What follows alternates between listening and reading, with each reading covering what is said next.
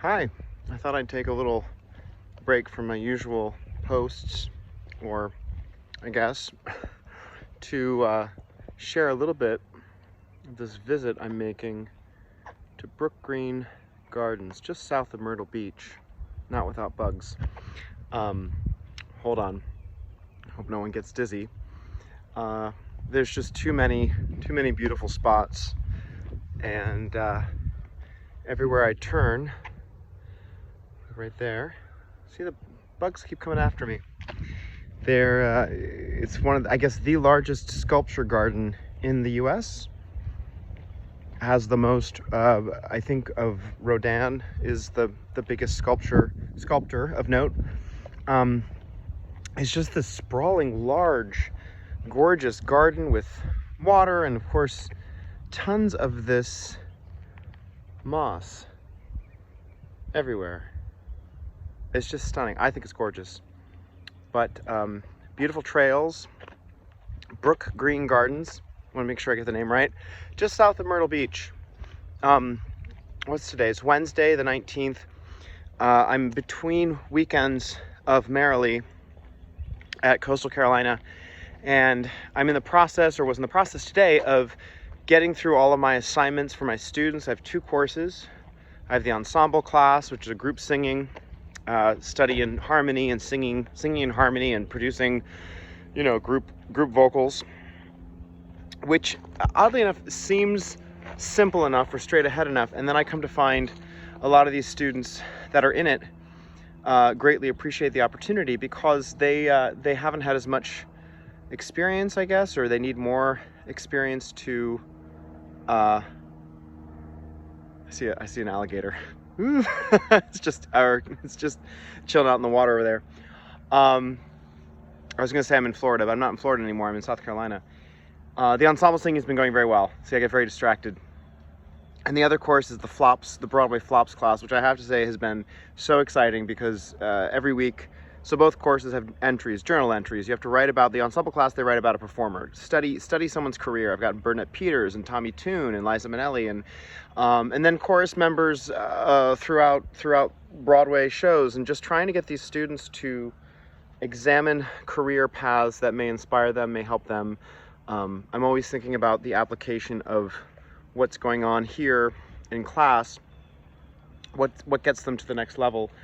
In terms of hireability, in terms of business acumen, like this in my school and so many schools, they didn't get any real, not that I'm talking business from a financial standpoint, but we are talking about how to market yourself, how to deal with the real world, because as I walk through the sculpture garden and think about all the things related to art, and of course sculpture being another form of creating, trying to get the practical application and realizing that I think for a lot of the work we do, art is not created in a vacuum.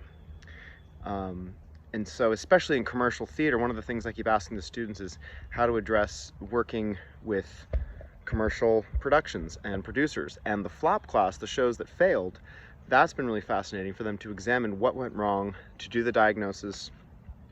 So I was reading through journal entries and making sure everyone's caught up, because I also have to turn in grades, which, is not my favorite part of the course, although it is all part of this position, which I've thoroughly enjoyed, warts and all. I mean, it's been such a good experience for me, and I'm thinking to the future in terms of having this on my resume, having it something that I can point to. Getting this position with a bachelor's in music with piano performance from Manhattan School of Music sounds really good, but it's not the master's and doctorate degrees in education, or the degrees that a lot of people take in the paths to get to academia. Having said that, I've been asked, am I going to be a teacher? Am I going to move into any sort of professor position full time? No, absolutely not.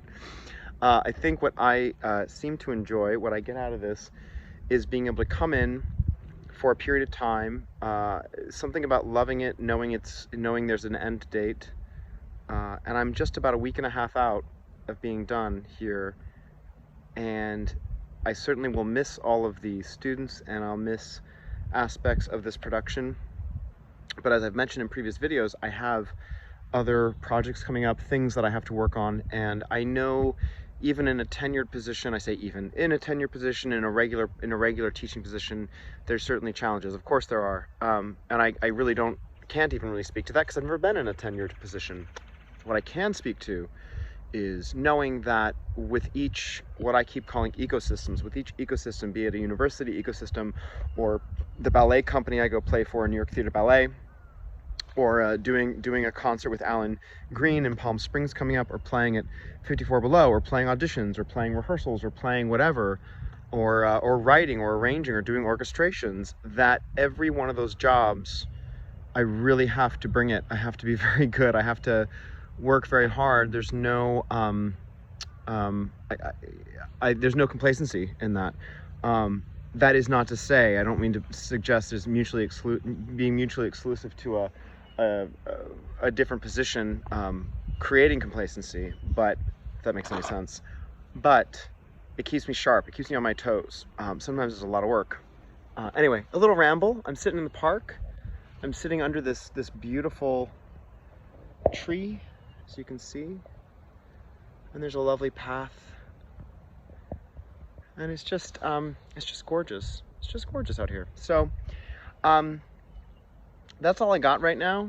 It's sort of a day off, but like I said, I was this morning, I don't even say grading papers, I was just reading through them, making sure, checking off people did the assignments. I did ask them to watch their spelling, because boy oh boy, it's across the board pretty egregious. but I'm trying not to harp on that too much. It's just getting a sense of where they're at.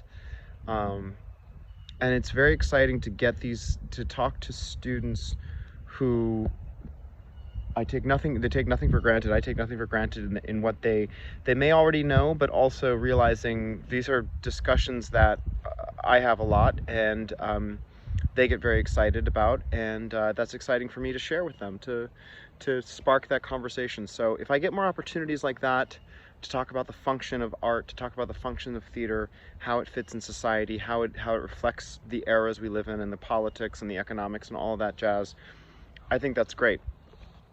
And as a valuable lesson I got from a pianist in the pit at Mamma Mia on Broadway, it was not about my piano playing, it was not about how good a pianist I was, because Lord knows it was not the most technical score in that instance. It was about application of knowledge. Everything was about application. Knowing that you have a skill set, but also being flexible and adaptable to apply your knowledge to any given show. And speaking of ecosystems, every musical can be wildly different from one to the next. From Mamma Mia to Mary Poppins. Mary Poppins was like a Ravel piano concerto, to Mamma Mia that was all about using the computer and the patch changes, the different sounds, and making it sound like ABBA.